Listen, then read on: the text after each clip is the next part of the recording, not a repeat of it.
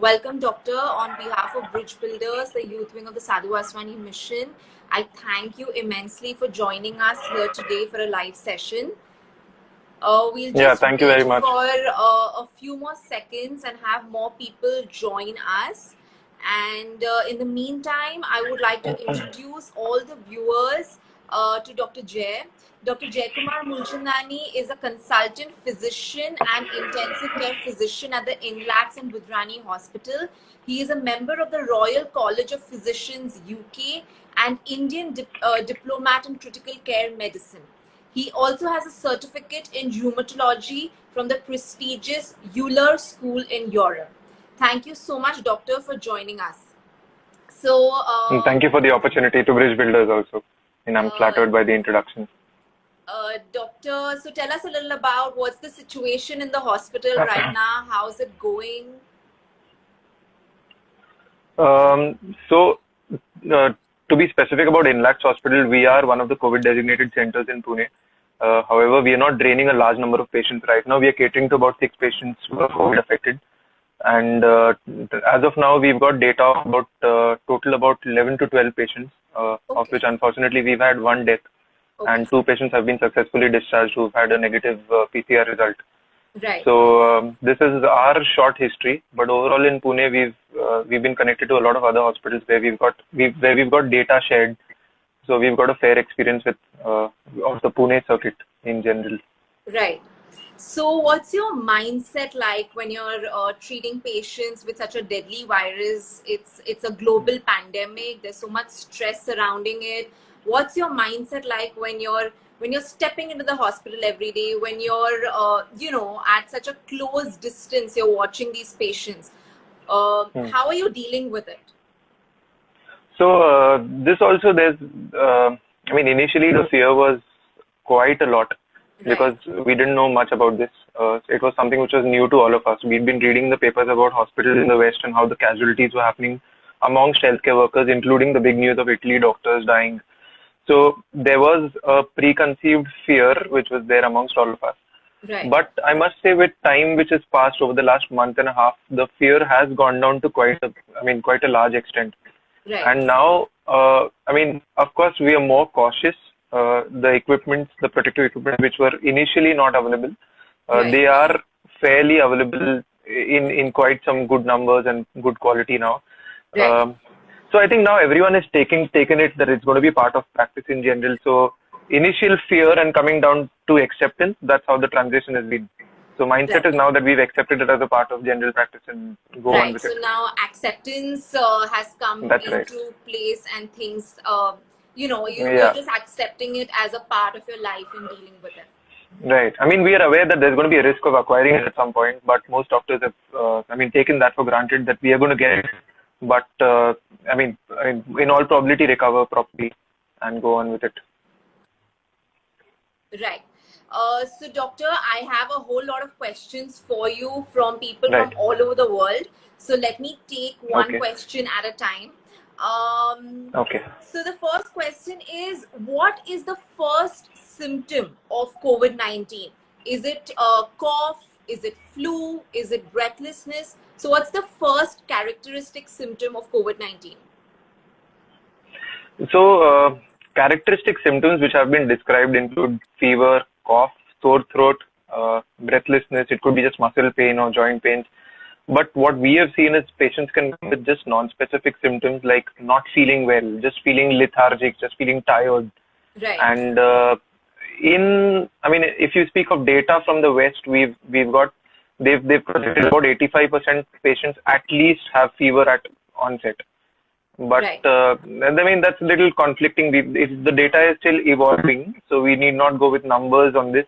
But by and large, I can tell you the initial symptoms are going to be either fever, or it's going to be cough, or malaise, or muscle pains, one of these. And how do you differentiate a COVID fever from your regular common cold and flu? What's the differentiating criteria?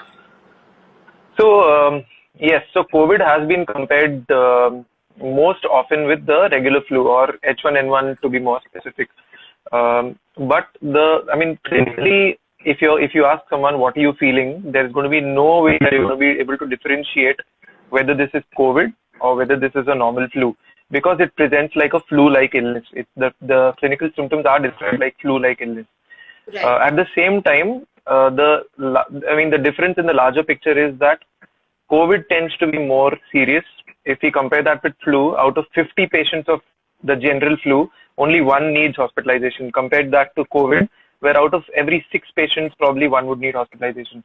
So relatively, it's a more serious illness, and that patient would tend to transfer the infection to a large number of people compared to COVID, compared to H1N1 or influenza. Yes. So, but otherwise, clinically, there's not going to be anything which is going to differentiate that whether this is COVID or it's not COVID. It's going to be investigations which is going to tell us the answer. So, supposing a person A is having cough, slight fever, breathlessness, malaise, like you said, at what stage should they kind of see a doctor? Right. So, I think not everyone who experiences these symptoms needs to go to the doctor immediately. Right. Practicing some measures at home would be handy, like keeping yourself distant from other home members, using a mask when you're at home, if you're experiencing any of these symptoms, making sure that you practice good amount of hand hygiene. If you feel breathlessness, I think breathlessness is going to be an important symptom over here. If you feel that you're unusually breathless compared to what your usual capacity is, if you feel your fever is not setting, if you feel the cough is really troubling you and you're not getting sleep because of the cough, it's really disturbing your functioning, I think at that time, it's time you visit your doctor and get your tests done if necessary. Right. So, since we're talking about, people, they might not show very aggressive symptoms immediately, or they may not show symptoms at all, which we call as asymptomatic carriers. And that's where I think a real problem lies, because if you don't know if you're infected with COVID, you're transmitting it very rapidly to all those around you. Is there a way in this whole course of the development of the virus, we've come to a way in finding out who could be an asymptomatic carrier? Is there a test? Is there a way? So right now, apart from that swab test or the PCR test, which all of you all must have heard, apart from that, there's no one test which is going to pinpoint whether this patient has got the infection or no. Okay. Now what you're talking about asymptomatic carrier is that patient is infected, but he's not diseased. What I mean by that is he's carrying the virus, but he's not showing any manifestations of the virus. Right. You may see to it that this is dangerous because he can transmit that to other people. But if you look at it positively, you can also say that probably corona is not causing serious damage to most number of people. You see, so so that is one of the factors for which the lockdown was implemented, because you don't know who's really ill, so you don't know who's next to you. So one of the reasons why the lockdown is working is that the asymptomatic carriers transmission is probably lowered down, because not really everyone has got symptoms. But otherwise, there's no way to pick up who's going to be having the infection apart from that swab test. Right. And is there a ratio that how many out of all the people who are carrying this virus, how many of them are asymptomatic carriers and how many of them are actually manifesting some kind of symptoms? No, there's no figures, there's no Indian data on this. Although there is data to suggest that an asymptomatic carrier may transmit the infection to lesser number of people compared to those who will be having some sort of manifestation like a cough or breathing difficulty or fever. So probably the only takeaway point from this discussion, this little point over here, is that asymptomatic people may not transmit as much, but I don't think we need to take that casually. Okay.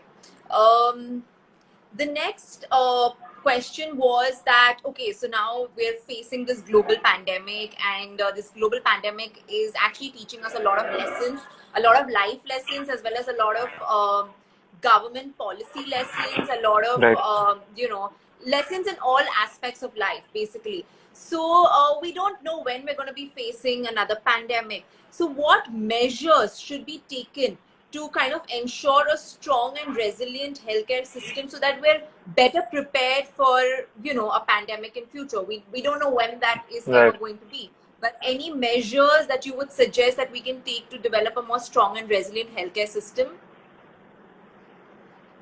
So I think that's a very valid question, because the next pandemic, we really don't know when it's going to be. It may be probably just after this pandemic gets over. So I think few points which have been highlighted by a lot of experts in the circuit are that the healthcare system needs more economic allocation in the budget. That is one thing on an administrative level. On a society level, I think but that won't happen immediately, but on a society level, I think over the next few years or probably over the next decade, if our society can probably be more scientifically evolved, this is rather than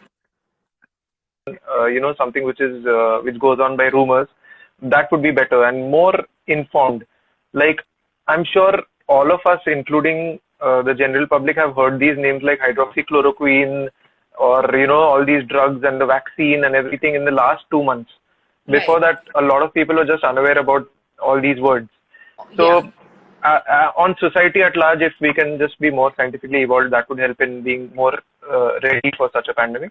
And on a personal level, I think if we inculcate these practices, what we are doing nowadays in normal life overall, like, hand hygiene, being careful and socially distant, and hygiene overall, if these things, if we can inculcate, then I think as a society we'll be more prepared for a pandemic the next time it comes. Right. Doctor, the next question is probably the question the whole world needs an answer to. It's on the development of the vaccine for COVID-19. Right. When I was preparing for this live session, I read that about 120 companies are involved in developing a vaccine for COVID-19 in the entire world. Japan claims that they're almost, Italy claims that they're almost there. The Serum Institute in India is also working very hard. Can you tell us a little more about how far are we from getting a vaccine for COVID? So I don't think I'll be able to pinpoint a date or a kind of a fair timeline to what is going to happen. But of course, the news and the talk about vaccine has been a real lot. I don't think vaccine needs to be seen as the saving grace, which is going to kind of change the whole scene. Of course, it is one of the things that we are hoping will help us prevent more cases. Now, as far as the developments of other countries, the data what is available is about 110 vaccines, 110 kind of companies, 80 companies overall, but 110 vaccines are being tried. Out of which the one which you mentioned, the one from Italy, the one from Israel, and one from California, they are making most inroads. And the one from Italy have shown that they've tried it in mice actually. Correct. And what they've shown is that the immune response or the protective response that was generated in the mice, they have kind of postulated that it can be protective in humans also. Right. So there will be a lot of more trials which are going to happen. It's not going to be very close, but I don't think we should expect a vaccine anytime in 2020.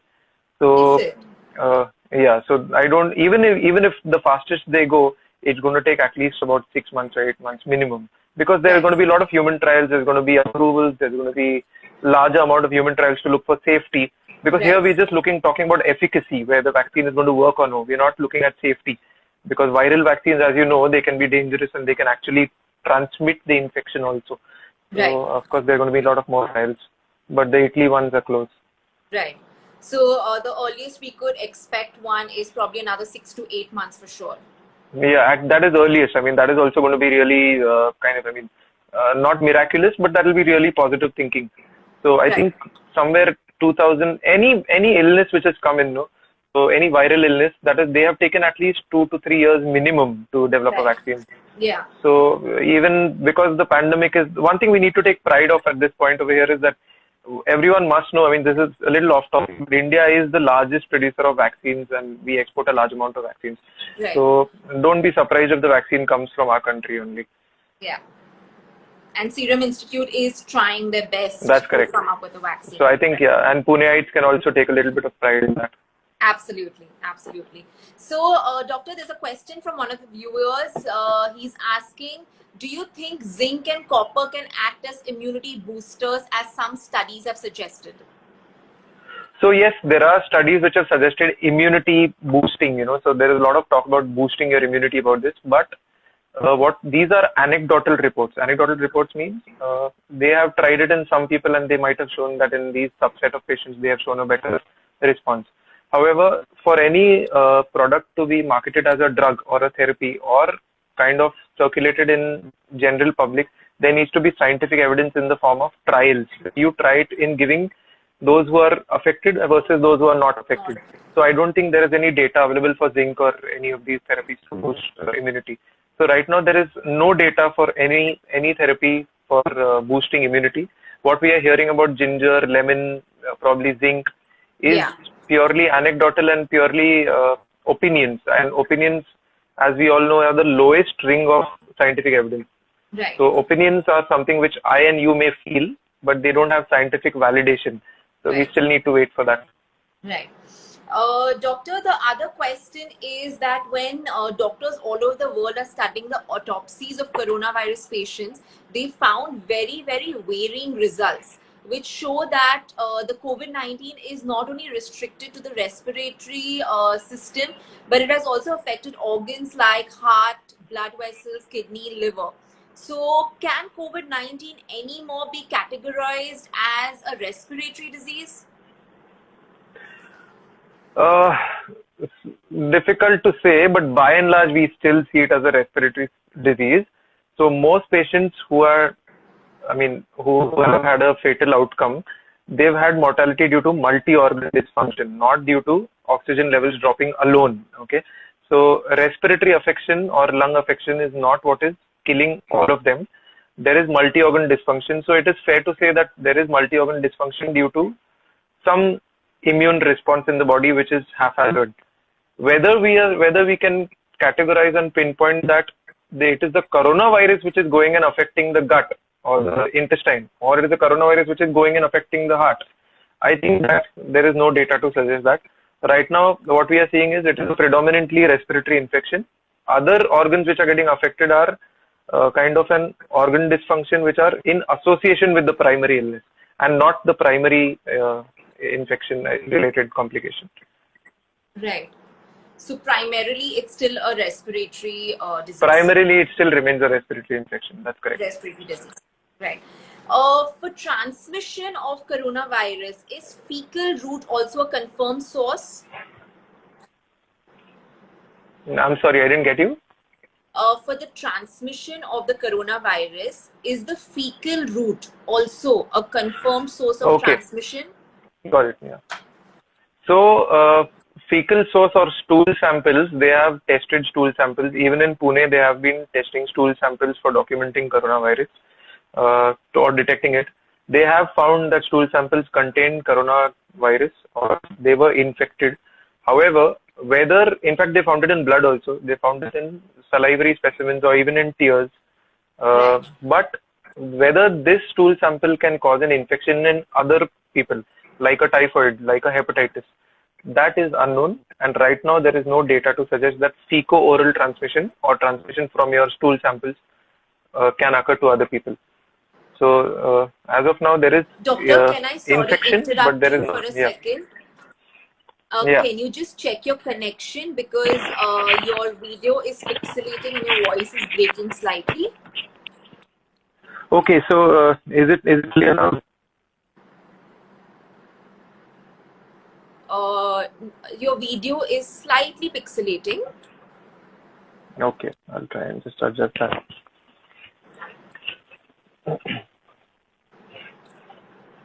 Is it better now? Your voice is clear. The video is still not. Yeah, but as long as I think the voice is clear, it should be okay. Okay, so like I said, stool samples, they found the virus in the samples, but there's no data to suggest that. There is no study which is suggesting that it can be transmitted from someone's stool sample. Right. Then, of course, another hot topic in the COVID-19 scenario at the moment. What is your take about the drug remdesivir? Right. So this is one name which has come in most of our vocabularies, which is remdesivir. We've all heard this name. So this was one drug which was tried for Ebola virus. We've all heard about Ebola virus in the past, but they didn't have convincing results for that. Now, there is a lot of talk about remdesivir because it seems to be one of the only drugs which is kind of hopeful to make the cut for therapy. There is no licensed drug for therapy as of now, when we are discussing, but remdesivir has come closest. The latest encouraging results are, and I think everyone should know about this, is the best thing about remdesivir is it is only reducing time to recovery. It is not saving lives. I mean, theoretically speaking, it has not got any mortality benefit. Right. Okay, and that is But it's one thing. definitely The other thing is that reducing the recovery time. so they have shown, yeah, so probably by 30%. So that is what they've shown. Right. Right. Now the other thing to be understood about remdesivir is it's going to be a costly molecule. It's going to be an injectable treatment. It's not a tablet. Right. And So is it readily available? What is the availability of remdesivir in India? no, so in India, remdesivir is not being used. Some centers in the US, and only those centers who are involved in the scientific trial of this company called Gilead. So as of now, in India, remdesivir is not being used. Are there any pharmaceutical companies planning to produce remdesivir? So government has discussed this with a few pharmaceutical companies when they can kind of collaborate with Gilead and produce remdesivir in India. But as of now, there's no Right. movement on that. Okay. Okay.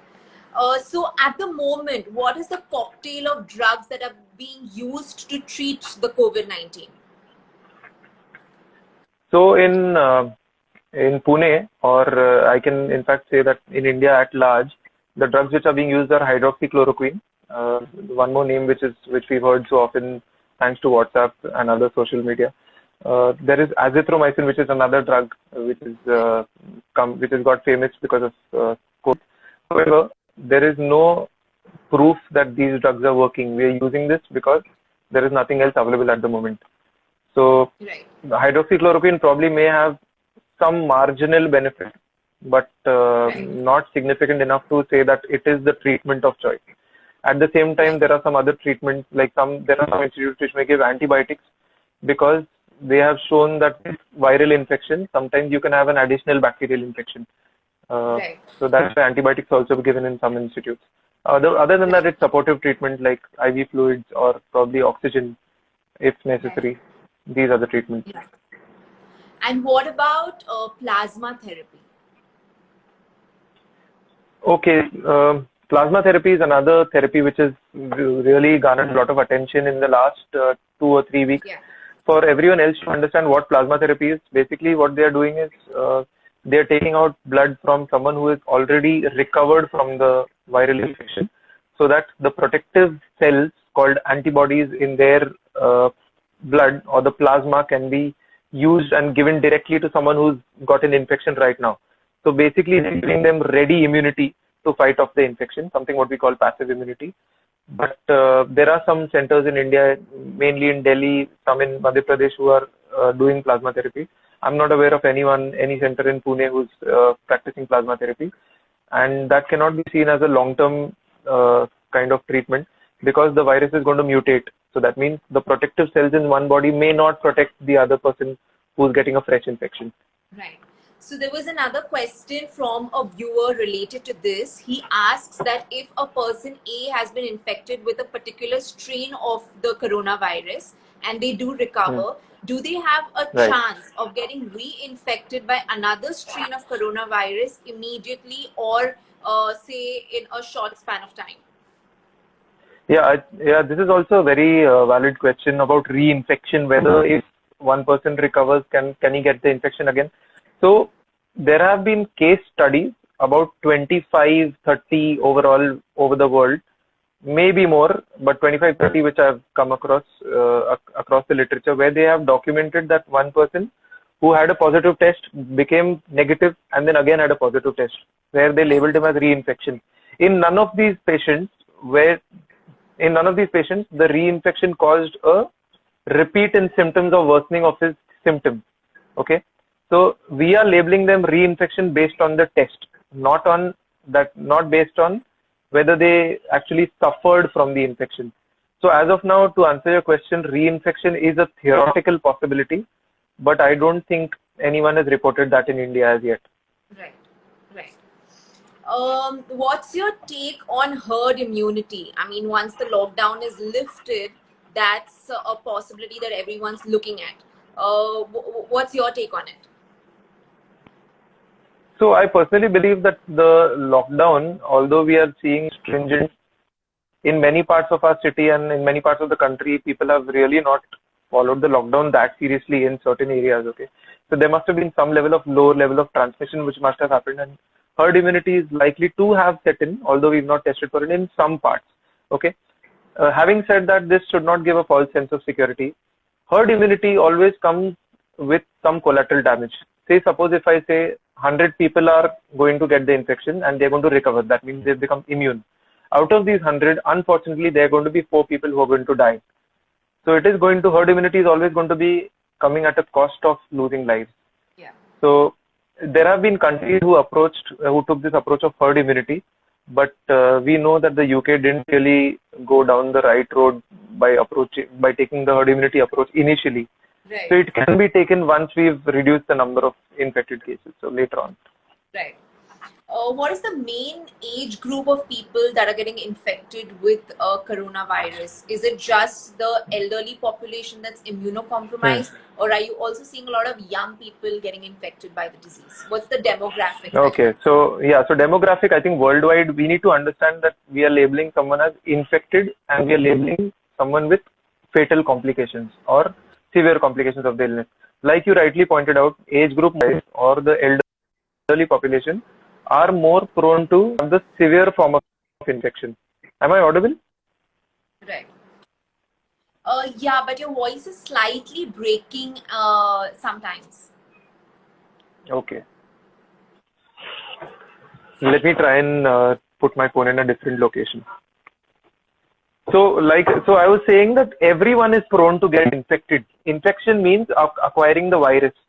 So all age groups are prone. In India, the demographic is shown to be most between 30 and 50 as of now.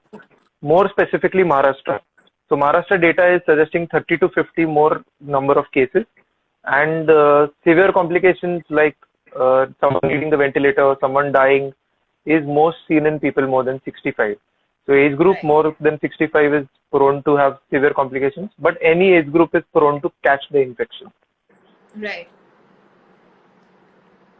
There's a question from a parent, an anxious parent, who asks, what will be the life of a child in these times once the lockdown is lifted?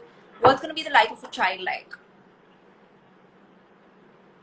So this is going to be a tricky question. So the life of a child is going to be, if we look back at our childhood, we are going to remember days where we played out in the open. But I think if the lockdown extends for a longer time, or if this lockdown has had a significant psychological impact on the child, he's going to remember these times as being at home only. So it will have some impact psychologically, and overall culturally, if you ask me, I think the values of hand hygiene and respiratory etiquette, they're going to come ready-made in these new crop of children compared to where we were touching and sneezing and coughing everywhere. So I think that's a plus over there. Right. So there's another question from one of our viewers, and she asks, what precautions should a pregnant woman take while visiting the maternity hospitals during these times?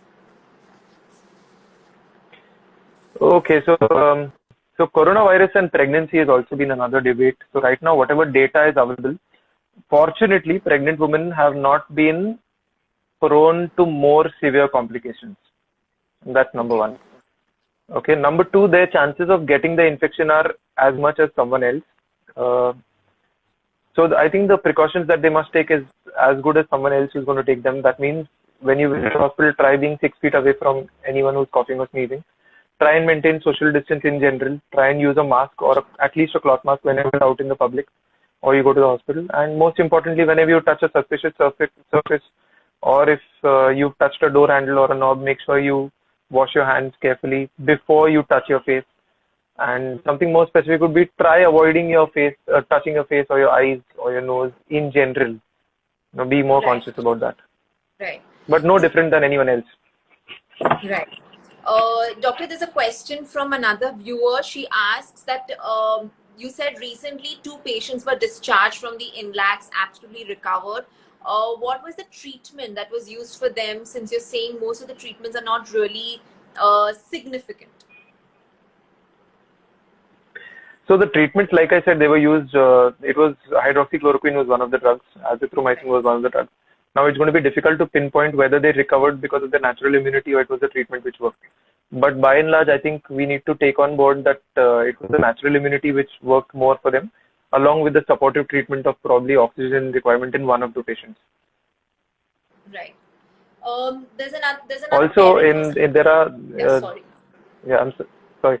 So, in also there are there have been some reports where, apart from oxygen levels going down, there have been clots which are being formed in the lungs, and that has been reported a lot of late. So, the other supportive treatment which are being used in most centers is blood thinners or anticoagulants, what we call them in Right. medical language. So, that is being used to kind of prevent clots from formation, and also if there are any clots to make sure that they don't really progress.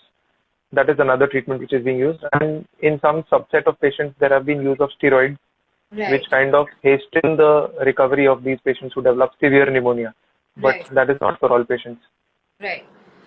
There's a parent who's asking that even after the lockdown will be lifted, will the children be able to come out in the open and play with other children? What should be the do's and don'ts for a child once the lockdown is lifted? I don't think it's going to be, very rewarding to instruct a child stringently. But by and large, I think if we can kind of inculcate that not to touch their face, although it's going to be difficult, I feel. So, if possible, give them a bath once they come home. Use soap and water. Encourage using soap and water and using washing hands more often. These two things will help more than anything. Right. Doctor, One point about drugs which I want to point out, and everyone must know about this, that as of now, in history of medicine, there has not been any drug which kills virus. Okay, so there is no virucidal drug. So when we talk about antibiotics, it is drugs which are going to kill bacteria, right? Right. But in terms of viruses, there is only drugs which kind of prevent the replication and progression of that infection. It is not something which kills the virus. Uh, person. and soap and water will go and probably kill the virus, which we do externally. Right. That's a great point. Doctor, can you tell us a little about the testing scene? Initially, we were saying that we're not testing enough because we don't have enough testing kits. Has there been any development in the testing scene? Do we have some, you know, um, testing kits that have come out in India? Where do you see the whole testing scene going Right. here on? There has been a lot of talk, and it's mainly because of WhatsApp, where there have been two groups. One is who has been criticizing the administrative policy where testing has not been done, and one who is supporting it. But we Right. need to understand there is going to be a cost interest also, where right now the test in India costs 4,500 rupees, at least in Pune. And if someone gets it done at home, it's 5,500 rupees. You and I, or the viewers who are listening to this discussion, may probably be able to afford it easily. But I don't think that number is a feasible amount for most public at large Right. to be doing it, to be done regularly. So I think we need to understand the costs also. Having said that, the yield is also important. What I mean by the yield is, it's not that everyone you test comes out positive. If the yield is like, if I test two people and one of them is going to come positive, then it would be worthwhile doing it for many people. In India, the number as of now stands at 24. That means if we test 24 people, one of them is coming positive, despite being more discriminant in choosing whom to test. So Right. despite having a policy which is kind of discriminating whom to test and whom not to test, we are still standing at a yield number of 24. That means when we do test in 24 people, one of One them is is coming coming out positive. positive. So Right. that is about the tests. Why we need to be rational and judicious about whom to test. When I'm talking about this particular test about 4,500 rupees, it is the swab test where we kind of put a cotton bud at the end of the back of someone's nose or back of someone's throat and collect a sample and send that for testing for the virus. There is another test which has come in the news of late, which actually US has propagated quite a lot, which is the antibody-based test. Right. What I mean by this is, suppose if you get an infection and your body is trying to fight that infection, your body is creating some cells which we call antibodies, Right. and there are kits which are going to test for this antibodies in the blood. But the caveat of this test is they will not come positive in the first 8 to 10 days of the illness. That means if someone is having symptoms, you're going to be probably missing that patient because if you use these tests. So Right. that antibody tests are being spoken about a lot, but they are not for diagnosing someone for infection. They are going to be useful only after this is over for surveillance. That means if I want to find out in your society how many people were infected, I may do this antibody test for all the patients Right. and all the people, and then I may realize that okay, 30% of them had already got the infection. So it's for Right. surveillance, for surveying. So Right. these are the two types of tests that are available. So right now, the only good diagnostic test would be the PCR. The PCR test, or the Right. swab test that we are hearing about.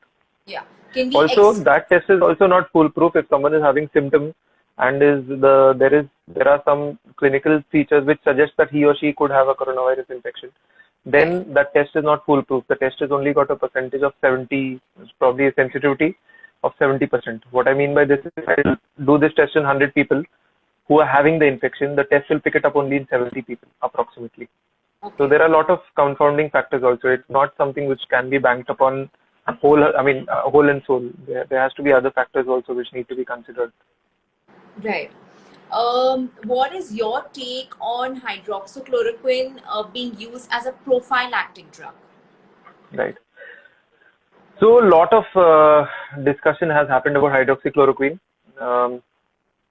If I remember correctly, it was the U.S. president who spread a lot about hydroxychloroquine, and then media and the general public went crazy after the drug. What needs to be understood is there is not a lot of data on hydroxychloroquine which is going to have significant impact on preventing an infection, nor has it been proved to kind of prevent progression from an infection to a severe infection. Right. So right now we are using it because we don't have anything else. At best, I would say it's slightly better than a placebo with the prevailing data. Yeah. To give a very common analogy, I may say when you're eating kind of pakoras at home, a lot of people tend to use tissue paper and reduce the oil. So the same thing can be used about hydroxychloroquine. It's more of giving a feel-good factor than probably protecting you. Yeah. With the prevailing data. Maybe the data may change my opinion. Absolutely. So are all the healthcare professionals or the frontliners, are they taking hydroxychloroquine as a prophylactic measure? So ICMR, which is the Indian Council of Medical Research, which is the highest body in this who is associated with the government in the COVID pandemic, that has recommended the hydroxychloroquine usage only in healthcare workers who are dealing with COVID patients and not all healthcare workers. We need to understand that although it is postulated or proposed that this drug may be protective, we must understand that every drug comes with side effects also. Absolutely. So although ICMR has recommended, I won't say that all healthcare workers are in fact taking it. There are a lot of healthcare workers who don't believe in it and are not taking it as yet. Right. So it may be just slightly better than taking nothing else. Maybe just better than a glass of water right now. Right.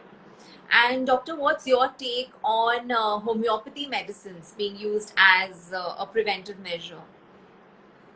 I'm not the best person to be talking about homeopathy. I'm not well informed about it, but I've not come across any data or any randomized controlled trial which is going to propose homeopathy to be used for prophylaxis or for treatment. So I don't think I'm well informed to answer this. Okay. Fair enough. We'll give that a pass. So, doctor, so now soon the lockdown is going to get lifted. We don't know whether it's going to be in this month, in the next month, in 2 months. Whenever it does get lifted, there will be, people who are going to come back to work, whether it's at a construction site or whether it's domestic help coming back to your houses. Is there a way we can test them without, of course, using the PCR, because where, of course, there's a paucity of the testing kits that is available? Can a urine test, or a stool test, like you said, or a sputum test, can these tests, are there any markers with these tests that can help us in giving us any sort of indication? It's going to be a valid cause of suspicion or doubt when you're coming in close contact with a lot of people, like probably maids and other workers. But we need to understand that apart from clear-cut symptoms like fever or cough, there's nothing else right now which is going to pinpoint whether this patient could be a infected person or no. Even the infrared thermometers, which a lot of societies are checking when they, kind of point like a laser gun is pointed to your head. Right. We need to understand that it is only going to detect someone who's having fever. Right. Even a coronavirus patient who is not having fever at that moment may not be picked up by that. So I think watch for clear symptoms like fever, cough, someone who clearly looks unwell, who's having a lot of body muscle pain. I think that person should stay home. Apart from that, there's no test which is going to give you an indication that this person could be affected with the virus. There are going to be some indicators which are supportive indicators when you do some blood tests, but I don't think they need to be used for screening. So no test for screening apart from common sense and clinical indicators like fever. Yeah. Right. And even when I think a lot of organizations will start using the infrared thermometers now. So what is the temperature that should be alarming? Like at this point, you have to stop the person from entering your society or your workplace. So infrared thermometers, we've had instances at the hospital where someone has stayed in sunlight for more than 15-20 minutes and the thermometer is picked up. But I think anything more than 99 should be suspicious. Surely more than 100 should be alarming. Okay, fair enough. Doctor, some simple questions, for our day-to-day lifestyle. Should we, now especially since we're in a lockdown, is washing hands with water better than using an alcohol-based sanitizer at all times? Yes. So let's go through this. So we have got two ways to clean our hands. We've got soap water and we've got alcohol-based hand rubs or sanitizers. I think the most benefit of this pandemic, one of the most beneficiaries of this pandemic have been kind of sanitizer companies. If in this season, what has happened is people have got over reliance on hand sanitizers, and probably even after doing 10 minutes of work, we've used hand sanitizers. We need to understand how soap and water works. Soap and water works on the principle that it goes and dissolves the lipid covering or the fatty covering which is there on the virus, and it kills or inactivates the virus. Alcohol-based sanitizers which contain 60% or more alcohol may do the same thing, but theoretically soap and water is having an upper hand over alcohol-based sanitizers right now. So given a choice between both of them, I would recommend using soap and water, washing your hands for at least 2 minutes, and using all the 5 steps of hand washing which we are all aware of now. So you may use alcohol-based sanitizers, you may use soap and water, but any one of these right now, preferably soap and water. That would be my recommendation. Yeah. So now the masks have been made a mandate when we're stepping out. Do you feel that even gloves should be made mandatory when we do step out of our homes? No, I don't think gloves should be made mandatory. There's a reason for that. If the virus is going to come on your hands, it's going to come on your gloves. There's nothing like the virus is going to be averse to the rubber or the latex of the glove. So if you're going to catch the virus, if you're going to take the gloves, then probably wipe your nose with that. If you're not going to do that with the gloves, then it's going to help you. So it may prevent you touching your face, but it's not going to prevent you catching the virus. So I think hand hygiene needs to be inculcated more and more rather than gloves, which may not be cost effective in day-to-day life. Okay. Can adequate levels of vitamin D help in warding off coronavirus? I think vitamin D is associated with a lot of illnesses, including probably bone pains or malaise and calcium deficiencies and a lot of other illnesses. So these are association studies. What I mean by these association is, if I take 100 people of coronavirus and I show that 80 of them have got vitamin D deficiency, this is where I'm saying that probably if I give them vitamin D, they may do better. However, if I take 100 people who are normal, if I probably check my vitamin D right now, I may be deficient. That does not mean that I'm more likely to get the coronavirus. So all in all, there is no conclusive evidence to say that vitamin D is going to protect you from coronavirus. So we should not be relying on these kind of super therapies or nutrient therapies to prevent infections. Right. So there's a question from a US resident, and he asks that the recovery rate in India has been high. He says it's been 30%. So what is the reason for that? Because there have been many more death rates in the US as compared to India. So what kind of treatment are the Indian doctors using? So I don't think there is any difference in the treatment which is being used in India compared to what is being used in the US. I Right. don't think treatment is really changing the game. I think the numbers are need to be seen separately. I don't think one case is behaving separately than the other case. If an Indian is likely to get the virus over here or is likely to get the virus over there, the results may be similar. But I Right. think what needs to be understood over here is the denominator. You need to understand that US is testing way lot of patients, so the denominator is larger. We are missing a lot of patients over here, so the denominator is smaller. So I think the numbers over here are, we are not comparing the right numbers. So that's why I think the recovery rate overall will be same. Right. Whether there are some environmental factors which are helping us, or whether it's something different with what we are doing, all this we will get to learn after the whole thing is over, probably 2 years or 3 years later, not right now. Right. So, Doctor, I know, of course, it's a very tough question to answer, but when do you think things will start getting normal? When will we go back to our old normal and not have to stick to the new normal? Is I think vaccine the there is going to be, answer? yeah. So I think there is going to be a new definition of normalcy. I don't think we are going to be back to the old normalcy.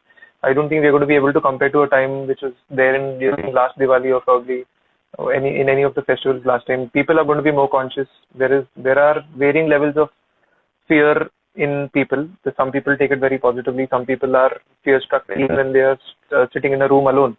So there is going to be the subconscious element of fear which is going to linger on, and people are going to be more conscious about themselves as well as their surroundings.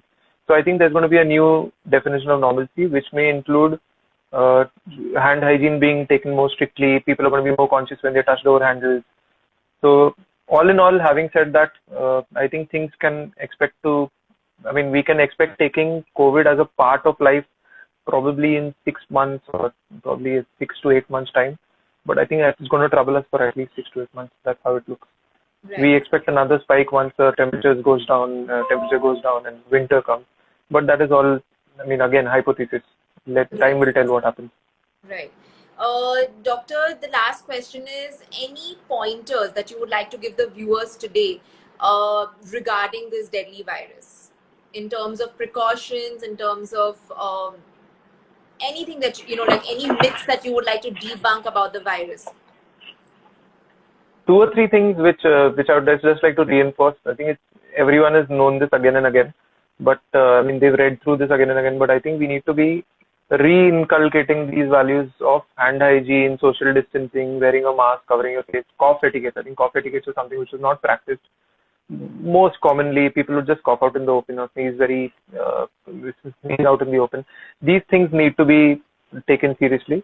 There is one more point I'd like to make. I don't know whether it's got any scientific basis right now, but American Association is recommending is probably contact lenses can be avoided for some time because you're more bound to touch your eyes when you're wearing a contact lens compared to wearing spectacles or not wearing contact lenses. Another point which I'd want to drive home is I'd want to take this opportunity of this discussion and drive home to whoever's listening to this or seeing this is that we should not stigmatize this illness. Something which is happening very badly is stigmatizing. We're seeing people in societies who are talking about an infected patient as if he is an untouchable. We need to understand that the initial intent of the lockdown was that we are buying time to train ourselves to be better equipped to prevent infections, like hygiene and these things. But I think we have overdone that and stigmatized the whole thing. So it's almost like looking at an HIV patient, where we need to understand you and I can get infected at some point. So Absolutely. stigma is the last thing that we want at this point. Be well aware, be well read. Well read would mean standard sources like the government websites, WHO, CDC, which is Center of Disease Control from USA. So these would be standard references. Do not fall for WhatsApp groups, WhatsApp forwards, messages. religious biases which are coming in. So that is, I think unrest and stigmatization of the pandemic is the worst thing which is kind of happening in the last few weeks. We've seen a lot of cases where patients have there are relatives who in fact differing, performing the last rites because of the stigma. So um, dealing with this sensibly and understanding the facts, being more informed, will help us being kind of practical about the whole thing. The other thing that I want to drive home and is one more point. A lot of youngsters, including patients who are coming to us, are facing issues with anxiety And they are saying that subconsciously I feel that I've got the infection, I feel I've got a sore throat, I feel there's a tingling sensation or a pricking sensation. Anxiety is very common with every infection or everything which affects the community at large. I think everyone needs to take some breaks of seeing the numbers, waking up in the morning and saying that, oh, kal 3,500 patients infect hue and 4,000 patients infect hue, is not going to change the scenario. It's just going to increase the level of anxiety. Takes a few breaks from watching the news or watching the numbers. I can give an example where previously when we used to watch India losing in cricket matches, we would just turn off the TV for some time because that would make us feel good. So I think in the same domain, you can just stop seeing the numbers and seeing the deaths, because that is not going to help you. It's just going to increase anxiety. Absolutely. So be informed, don't panic, and definitely don't stigmatize anyone if he or she has got the infection. Yeah, probably just go through the news once in a day and gather all the information once, rather than keeping on looking at the numbers every hour, every 2 hours. That's not going to help. Yeah, I would in fact not even recommend once in a day. Probably once in 2 or 3 days is good enough. Okay, fair enough. Is there anyone who has any more questions? We're just we have 8 minutes left because Instagram ends the session on its own in 60 minutes. So we have 8 more minutes, and if anyone in our viewers has any question for Dr. Jay, kindly post them in the comment section, and he'd be happy to answer. Doctor, we would also request you that after every 3 weeks or 4 weeks, if you can come back or send us some notes on the development of the virus, or any more precautions that we need to take, any take-home points for us. Please do stay in touch with us and keep guiding us on this journey. I don't think that will be a problem for me. It's an opportunity for me also to connect with everyone. So, I'd like to thank Bridge Builders at this point for giving me this opportunity of coming and connecting with your viewers. Well, thank you so much, because I know you must be having a million priorities right now, but you've still spared this precious 1 hour of your day for us. We're very, very thankful to you. So I don't see any, 1 second.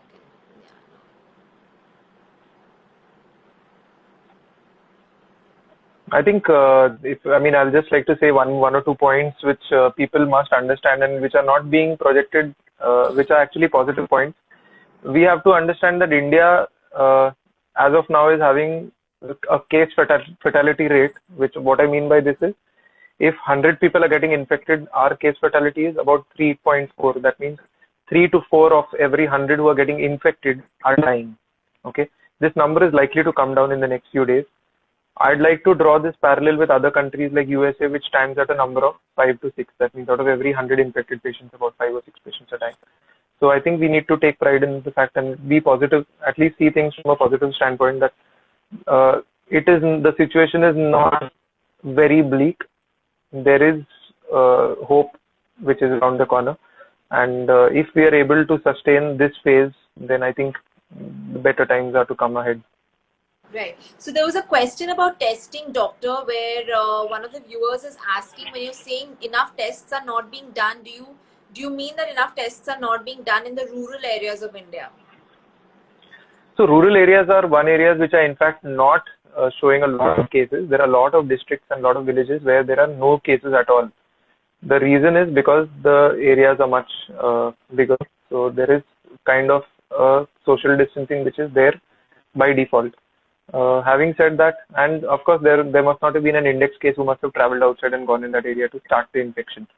So I don't think that the number of cases, in an ideal situation, yes, the number of cases must go up, but to use the resources judiciously, right now the testing should be done only and only for those who fit into the 5 criteria. Now the 5 criteria which are there are basically someone who's traveled from outside. This criteria will come into practice again. Someone who has come into a contact with a confirmed positive case and now has developed symptoms. Someone who is a healthcare worker who's come in contact with a positive patient and who's developed symptoms. And someone who's got a severe form of influenza like breathing difficulty or cough and who lives in the hotspot. So I think someone from our areas. These are the only 4 or 5 categories of people who need to be tested. So my personal opinion is right now we are testing okay. Ideal world, yes, test more people. Right. Thank you so much, Doctor. We're getting a lot of comments wherein people are saying this was a great talk, very informative. So I think we will definitely continue this format, and we would request you after every 3 weeks or 4 weeks or whenever you think there has been a significant development or any news that you would like to share with us, please do share it with us, and we'll be happy to share it with everyone on our portal and other portals. Thank you so much for joining us. Okay, sorry, there's another question that's just come in. Any Okay. studies on the relation between the temperature and the virus? So this was a very optimistic point, which really drove us to feel that Indians are not going to get affected by this. But I think it's clear that now with temperatures of 39 and 40, we are still having about 100 cases, new cases in Pune. So I don't think temperature is going to play a big difference. There is some preliminary data to suggest that temperature more than 56 would probably kill the virus. But I don't think you and I would want to live in that sort of a temperature. Absolutely. Absolutely. Yeah. Great. There's another question that's just come in, and we have exactly 4 minutes left. It says, which stage are we in the current situation? So I don't know how it will matter, but there is a little bit of conflict with the government claiming that we are still in stage 2, where there's a lot of experts who suggest that we are in stage 3, which is the community transmission. We need to understand what these stages are. Stage 1 is when someone has come from abroad who's got the infection in some community which has got no cases. So that is stage 1. Stage 2 is when you are having contact with someone who's had the infection and you get the infection. And stage 3 is probably, suppose if there is no case in your society and everyone is staying together and no one's going out, and suddenly someone gets a case, someone gets infected all of a sudden. That is called community transmission. As of now, the government is being able to pinpoint every case to have, more or less every case to have had some contact with someone who's had a coronary infection, okay, or being from that area. So theoretically speaking, not yet in stage 3, but personally speaking, the number of cases that we're seeing and someone's just landing up with coronary infection out of nowhere, I feel we are probably on the cusp of stage 2 and stage 3, or in fact entered stage 3 also. Stage 4 is something which is like an epidemic which has got no end. So we are probably between stage 2 and stage 3, or slightly towards stage 3. Yeah.